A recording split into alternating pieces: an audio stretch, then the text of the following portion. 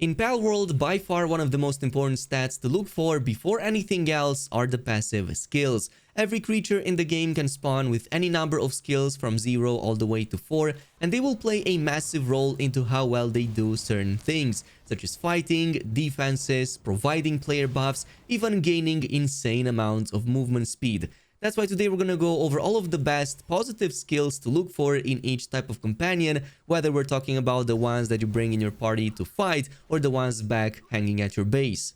So let's get started with the beginning. Generally, these passive skills is something that you will find in the creature summary, and they will be shown in this small little section right here. Now, they are split mainly into two big categories, either positive or negative, and a few of them also provide both positive and negative stats.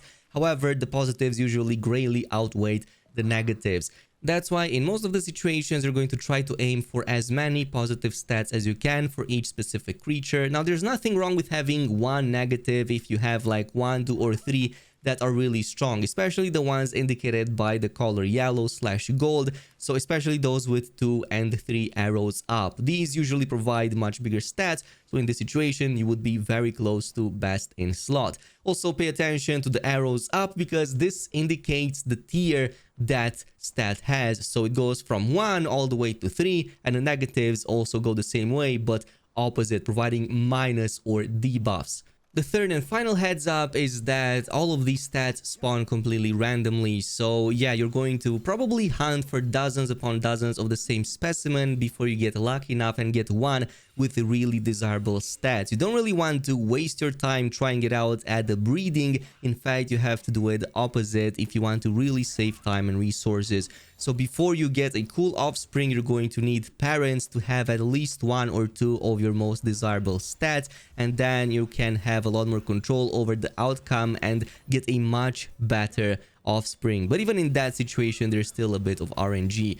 So let's jump over the most desirable stats right now in the entire game. Obviously, the list that you're about to see right here is not completely exhaustive, so there are way more, including the negative ones. However, these I found to be the best for the specific thing you want certain creatures to do. So there are 5 categories, including increasing the movement speed, attack damage, defenses, command, and finally the base building. So let's go over each one of them. And by the way, each one of these can stack with one another, but of course the maximum number of them you can stack at all times is going to be 4. That's the maximum a creature can have. So starting with the movement speed, this is going to be by far the most important early on, and at any point actually you should get at least a ground mount, if not even a flying one, or one that can do both, that has at least 1 or 2 of these passives right here. So either swift, runner, or nimble. There's also motivational leader, however that only affects how fast you move on foot. At least from my experience,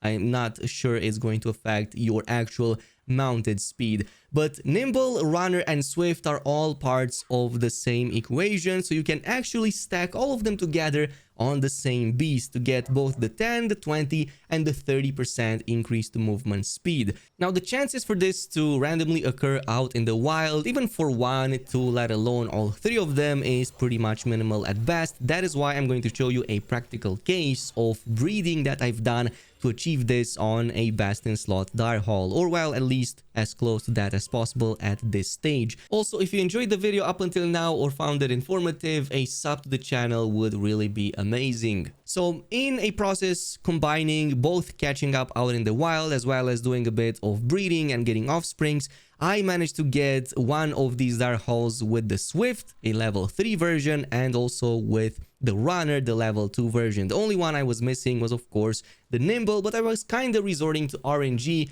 as usually if you combine 2 parents, each with 1 golden stat, usually the game spits out one that has both of those golden stats as well as 1 or 2 new random ones of lower level. So in this case, I did a bunch of combinations. The first one unfortunately was unsuccessful, so what I got here was just one that combined both of those, but yeah, the other 2 stats was completely undesirable, so nothing that I needed. The Brave and the other one were not really useful for me. That's why I just let the creatures continue to breed. By the way, in this case, you can just add a cake while the process is still going, so you don't really have to always have a cake at the start. As long as you have a cake by the time it's finished, it's going to still spit out that egg right away. And lo and behold, it was actually on the second try in which I did get the best in slot possible for me, which included all three of them, so Nimble, Runner, as well as the Swift, plus another one that's not really useful for me, but for now I'm going to take it.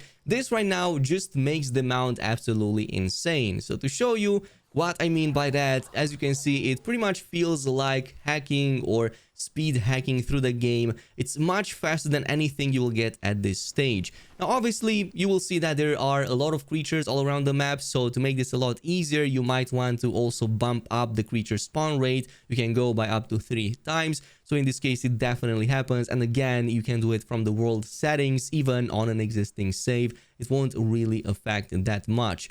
So general rule of thumb, whatever stats/passive skills these parents have, they will heavily be favored in the equation. So whatever the offspring comes out will have very high chances to include at least one and many times both of the main stats provided by the main parents.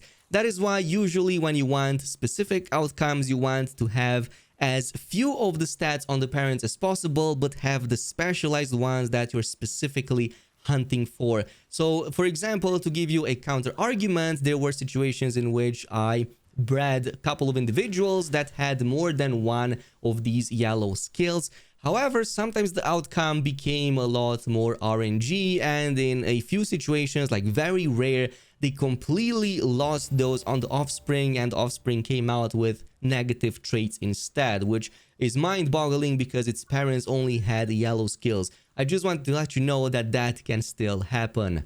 Anyway, let's move over to the attack. This is my favorite. So the next one is going to be Lucky, Ferocious, Musclehead. These are the 3 biggest of them all. Again, completely stackable with one another, but there are others you can also incorporate here if you're unlucky to get the others, but get these others as smaller variants. So Hooligan, Aggressive, and Brave all provide general attack increases. So Lucky is one that you can control the most because this is the one that you get, you guessed it, from lucky alpha creatures, so the ones that you see shining. And yes, whenever you breed a lucky creature with a normal one, its lucky stat almost always transfers. And this is very good to have because it gives you both bonus to attack as well as to work speed. So literally any type of creature in the game can use this, except the one that you use just for traversal.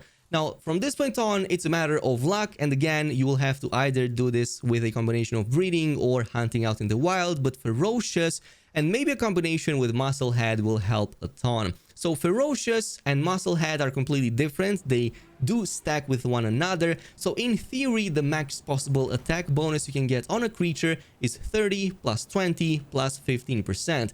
Now, I haven't tested just yet if these bonuses are additive or multiplicative, but I'm talking about some really big bonuses nonetheless, and this should make your creatures much stronger. Meanwhile, for the 4th and final passive, it can be any of the remaining 3, so either pick Hooligan or Brave if you want to truly max things out. Hooligan if you don't care about work speed and just want the best possible damage. Meanwhile, Brave if you still use that creature and don't want any of the negatives. Aggressive is kind of like a concession that you make if you don't really find it with this one, but you do drop an aggressive stat. Still keep it even though it does give you a minus 10% to defense. Now, speaking of defense, there are a few in here that can help with that. Some will just provide straight out bonus to defense. Others might even remove a bit of your attack power. So Burly Body and Hard Skin are the ones that I found. I did not find one with 15%. So there might be one in there that I'm currently missing, but as long as you do go with a tanky sort of build, if you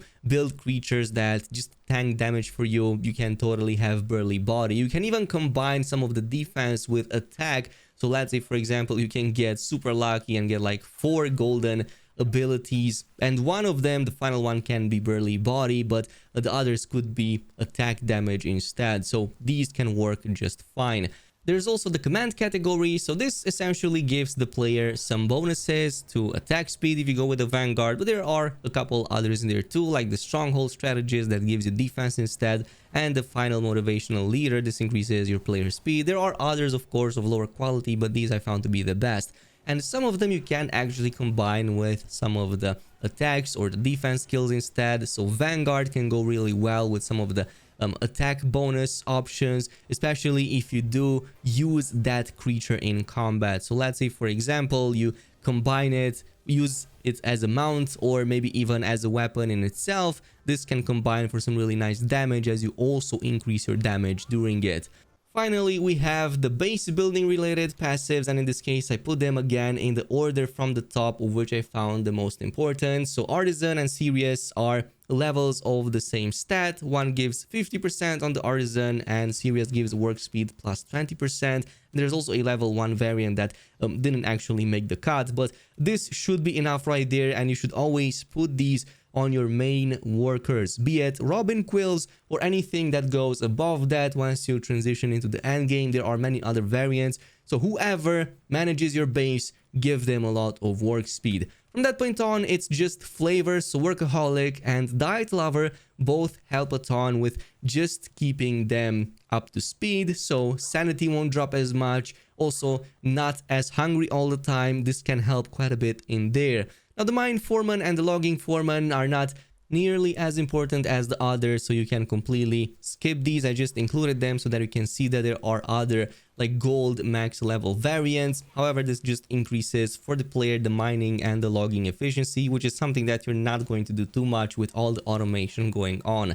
Beyond this, there are two more things that you can actually do to improve your favorite pal, but in this case I recommend just focusing on your main attacker first, or anything that has a lot of attack bonuses. So at the Pelican Dancer, this is going to be the first thing that you can do. You can essentially smash all duplicates into one of these and get the better stats, but obviously you're going to need a lot of them. So it's 4 for the first rank, then 16, then 32, and the final rank will be 64, so over 120 plus in total that you're going to have to condense into your primary one. It only seems to affect the stats, so attack, the defense, as well as the work speed. But beyond this, you can also further alter these stats at the Statue of Power, assuming that you have PAL Essences / PAL Souls. So this is going to be the final thing that you're going to be doing, and after just hunting for so many of them, you should have plenty enough to buff up that damage number, especially to some insane levels. But that's pretty much it. One thing that I'm going to follow up soon with is going to be coming up with some amazing breeds way before the end game. There are a few options that you only get after level 45 to 50, and you can actually get them much sooner than that, even at around 20 and a bit. So more on that in just a bit. If you want to see that, stay tuned, leave a like, subscribe, and I'll see you in the next video.